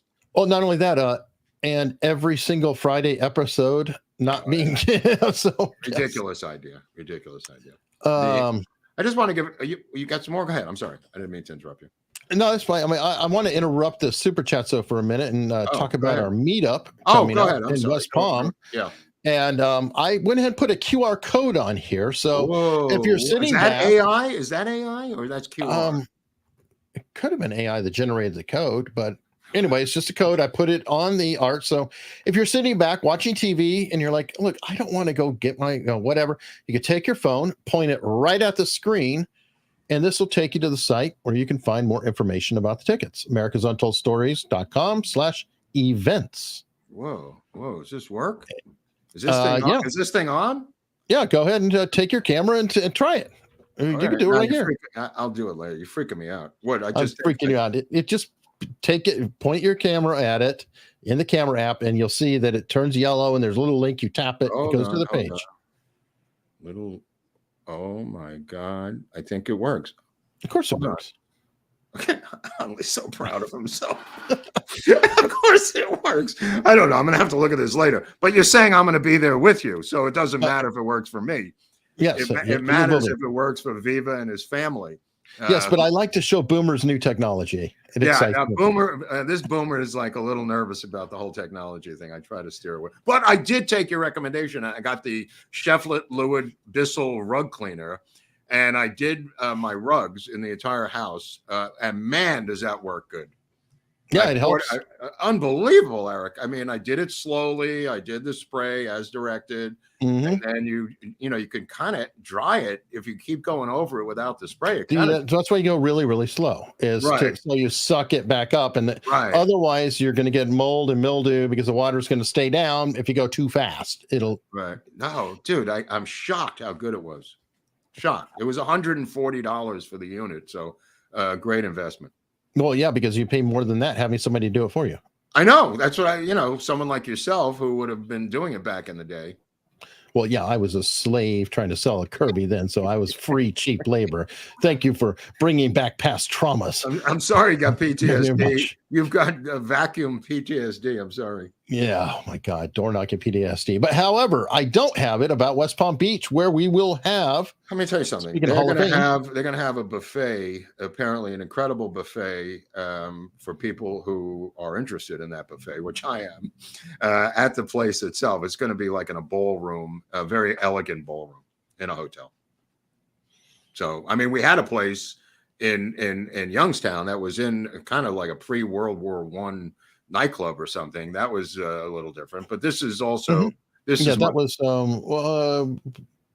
was pre-World War. I think it was built in 1912. Right? Yeah, it was pre-World War I. Yeah, it was the it became the Woolworth building, but it was another company like that merged with Woolworth. Now you're going to limit the ticket sales, so people have to get off their asses and actually do something. Oh yeah. We're okay. So we're 2/3 sold or better now. Jesus! Oh my God! I better get some. And I've held off telling the Viva crowd because I want it to be our crowd. You know how they're going to be, that Viva crowd. They're going to be very, very annoying.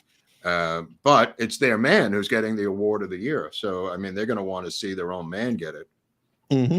Especially people on the East Coast, although people are probably driving from Alaska right about now. We've got somebody flying there from Canada. Is that true? Mm-hmm. Oh, these people go so far. It's kind of interesting how there's two kinds of people. The people who want it in their backyard where they live, and they just happen to mention, can you have it in Bozeman, Montana? And you go, do you live anywhere near there? Yeah, I live in Bozeman, Montana. And you go, oh, well, that's a little selfish. No. It's easier for me personally, if you have the meetup in Bozeman, Montana, and you go, well, that's why we started to. I'll make one exception. What? If you own the venue, okay, and you're saying you should have it here, and we own the building, and let's talk. Or the 200-mile limit, like off the coast of the United States, is a 200-mile limit of if you're 200 miles from the place you're suggesting, we'll take you seriously. There you go. So, Okay. so those are the two rules. But yes, those are basically the two rules: the 200-mile limit, and if you own a venue. Fair enough. Now, what did you want to do? You wanted to give Oh shout no, outs? I just a shout out to a couple of people from the book fund, because I'm trying to put this Nixon Library together, and it's coming in hot and heavy. Frank Viviano, Chris Smith, Robert Chapman, Reagan Davis, Richard Harmon. There's a guy named Ravichandran Jayachandran. I hope I got that right. Ellen Haggerty, Kim Opperman, who's a locals member. Oh, and, I know. Kim was at Youngstown. Yes, Kim Opperman helped me with this Watergate chronology book, which I had to buy the whole book. There's one that's a compilation, as Jeff was pointing out, and there's also the separate 3-part anthology ones. Philip Booth, Brian Nelson, and George Erickson also helps. I just want to thank them. By the way, Kim Opperman was like a world famous chef. What? And has cooked, I think, for Ford, Carter, maybe Nixon to Reagan, but she's actually cooked for presidents when they came to Why don't we town. get her to help us with the meetups? Maybe she can help us with the food on the meetup. I think she's retired now, but no, but yeah, she wanted to meet Moondos, who by the way, there's something coming really soon with our partnership with Moondos that I just tried this morning, and I'm super excited. So, what is it? It's crack coffee? It's crack combined with coffee? No, the adrenaline injection, but let's just say there might be an America's Untold Stories official coffee. Whew, that would be. Can we reveal it at the meetup? That would be a good place to unveil it. If they let us bring in our own. I don't know that might be a problem. They got a lot of union rules there. But I have a feeling it might actually be up sooner, and so people can get it. I tried it though; it's phenomenal, just like the adrenaline injection, but it's different. It's Mexican and combined with Mexican and Sumatra blend. And Mexican and Sinatra, is that a type of jazz? Sumatra. Sumatra. I just said Frank Sinatra. Yeah, Indonesia. It's Indonesia, Sinatra, and Mexican. Yes, it's very musical. That's like a dog breed. You're saying there's 3 kinds. Yeah, it's Frank Sinatra, a Chihuahua, a Sumatra, and a poodle. Yeah, it's Frank Sinatra with a oompa band. Anyway, boy, I'm gonna tell you something. We're gonna have some good shows coming up, because I'm starting to read these books like a psycho. The Jeff Smith trilogy books, which we've already done with Jeff Smith. We're going to bring Jeff Smith back just for John Dean, so we could do episodes on John Dean. I mean, this guy's got stuff that doesn't quit. And then the Robert Woodward thing is going to be great, and the Robert Groden, 2 separate people, obviously, but it's a Zapruder film expert. One will be with us, the other one won't. Well, I don't think Woodward's coming on the show, but who knows? We don't know. He's perfectly welcome to come. Come on. He must be 77, like everybody else is 77. So there's stuff that's going to curl your hair about these people that you've never heard before, which I've never heard before.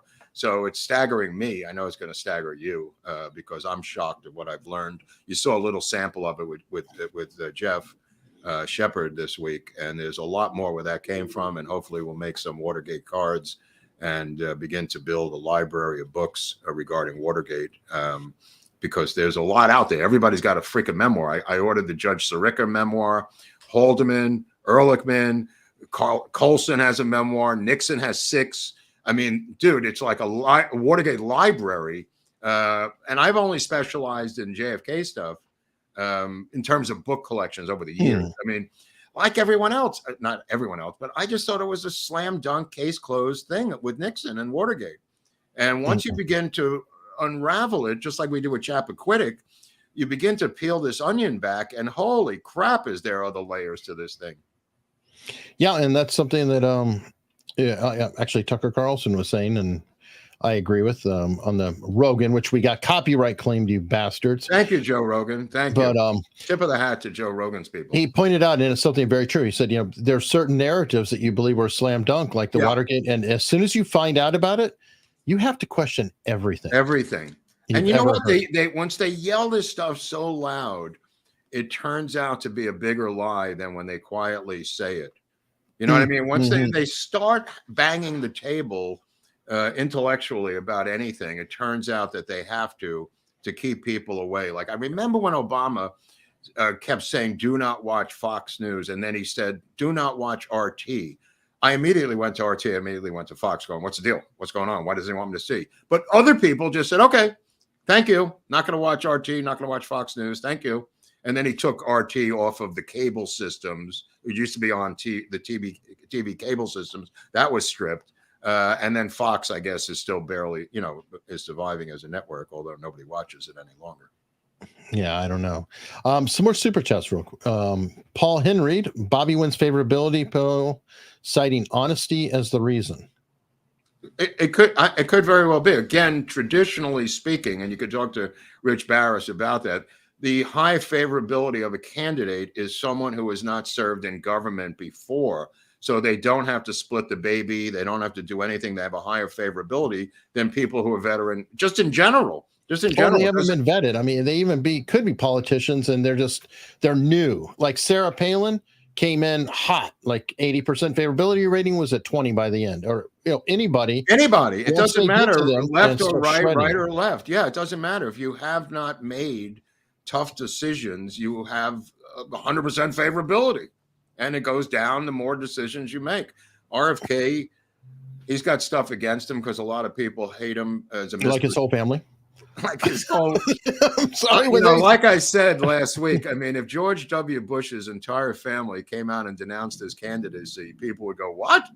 You know what I mean? Like when he was running, and I'm just making this up, it could be Jimmy Carter for that matter. It doesn't really matter. But if somebody's entire family comes out and denounces you, and you have a big family, it's probably 10 times worse. You got to say, what do they know that I don't know? And I don't necessarily hold that to be true in the Kennedy clan, because a lot of them are such diehard Democrat Biden people. But they're also very clannish. So when you have a clannish family and they're denouncing one, but yeah, they're a weird family, because I think that the party and the Democratic cult is more important to them than family. Well, it's interwoven. I mean, they are, anytime you have a president and it's from your family, you're usually woven into that party. You know what I mean? And that could be, I'm sure, Reagan's family. I'm sure Bush's family. Yeah, Bush a lot, because it's much more recent. But Roosevelt and on. Yeah, of course. I mean, and I don't know, Clinton's. They might have been, his wife might have run for something. Well, that was the plan. Billy was out though. I don't know what happened to his daughter. She kind of disappeared. Clinton's daughter. Chelsea's around. She married that guy. I think she married a big stock guy in New York. Yeah, I mean, she's around, but I don't think she ever was super political. Right. Which is good. Daniel Twit is a new member. Thank you. Stephen McMahon. Mark, would you consider attempting to interview Ruth Paine? I don't know. I'm not against it, but I'm not against it. I don't think it's going to happen. I mean, Max Good is really the book on that one. That's the textbook interview of Ruth Paine is Max Good. I mean, he extracts from her a lot, and basically all you're going to get, because a lot of the cognitive facilities begin to decline. From what I've seen of her, though, they haven't at all. But she's a tough case. I don't think you're going to get any more out of her. She's ironclad. But I mean, look, I was reading one of the last books on Mark Felt, and the author says that Mark Felt doesn't remember anything, and yet they published this book with him and Mark Felt, the ghostwriter. I'm going like, he's amnesic when he's saying that he's deep throat at the end. The really truth finally revealed. I don't remember. I don't remember. Jenny's going to ink you with it. Are you still doing an episode on Colonel Sanders? That's in the hopper. Did we say that? Yeah. It was planned. Okay. I don't. We have a long list. The actor who plays Colonel Sanders? No, Colonel Sanders. No, the guy himself, Colonel Sanders, the guy who was old, who invented the chicken recipe. Right, and he's got a crazy ass story. Late in life, but I can't remember. I want to say he might have shot someone. There was a lot that he did. Mm-hmm. Well, William Burroughs shot his wife in Mexico. So, yeah, we talked about that in some Parsons episode. Anyway, I don't remember. Maybe, yeah. Love you too. Dina, love you too. Maybe Mark Moore. Fine. Sorry, I missed Youngstown, but I'm in Korea. That passes. If you Travel, well, you pretty Yeah. much are covered. Korea's a good distance from Maryland. Right. Well, we can't have a meetup there. That's for sure. It's way, way too far. No, not without somebody providing airfare, everything else. Well, there's a lot of military people there, so I mean, No, oh, for sure. I mean, and by the way, same applies to Hawaii. BTK, has Caroline Kennedy dropped out of politics? No, I don't think so. She was the ambassador to Japan recently. I mean, I don't know what she's doing now. I think she's doing something with the Biden administration. All right, and there's more. Will the West Palm meeting have corned beef and Katz's pastrami? I don't think so. I don't think so. And will the vacuums finally be rewarded? They want that shell or whatever. Or awarded. I don't know about rewarded. It's probably awarded. I don't think we're having corned beef. And Katz's pastrami is not very good. And Katz is not very good. It's kind of a shithole deli. To be blunt, I mean, Katz's has always been a shithole deli among us, about deli aficionados. You could go further north to get some better deli food than go down there on Houston Street. But you can give them a little bit of change and get a sample slice of whatever as a taste. You could still get that at Katz's. They'll give you a slice to try it.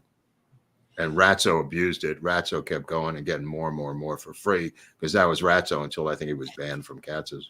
But didn't Ratso also, or was it Gilbert who never wanted to pay, or they had that? No, they both didn't pay. They both didn't pay. Okay. Ratso would take everyone's check, and if he had more than anyone else, he'd say, let's split it evenly. If it was less, he'd make everybody divide it up.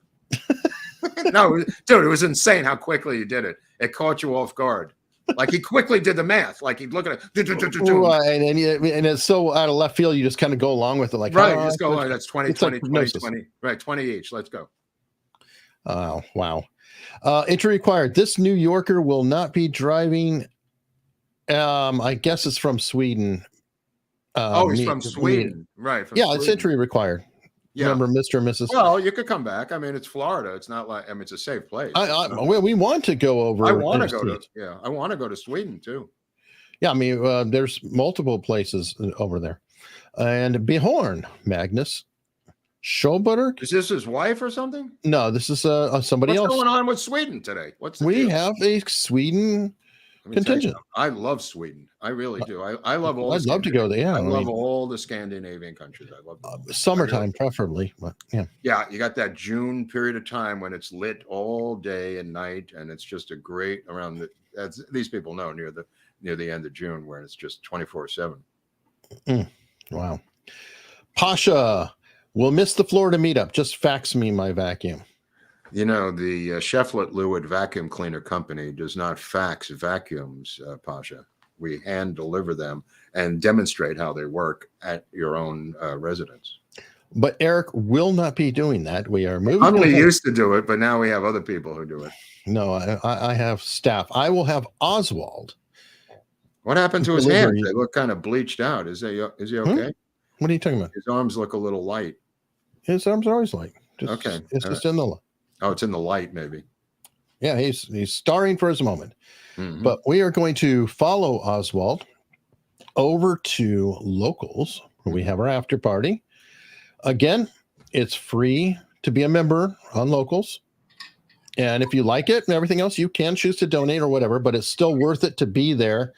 If anything happens here, God forbid, a strike or demonetized or whatever, I post the shows going out every time on Locals, and you can be informed on what's going on.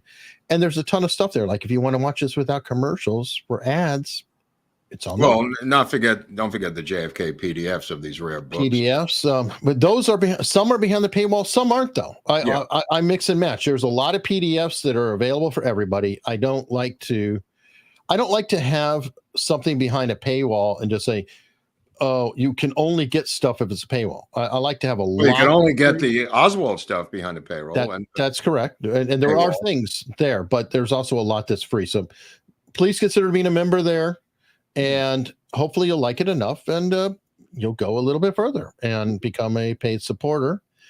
One of the things we do there is we have an after party where we answer questions and tips that have come in on Locals, exclusively to Locals.